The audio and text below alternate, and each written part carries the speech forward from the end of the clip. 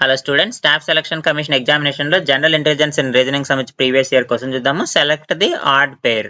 So ఇక్కడ మనకి ఇచ్చిన వాటిలో ఆడ్ వన్ ఏదో కనుక్కోమంటున్నాడు. ఒకసారి వీటి మధ్య రిలేషన్ ఎలా ఎస్టాబ్లిష్ అయిందో మనం ఒకసారి అబ్జర్వ్ చేద్దాం. ఒకసారి చూస్తే మనకి ఫస్ట్ అండ్ థర్డ్ నెంబర్స్ మధ్య రిలేషన్ చూడమ్మా. ఈ రెండింటిని యాడ్ చేసి బై 2 చేద్దాం.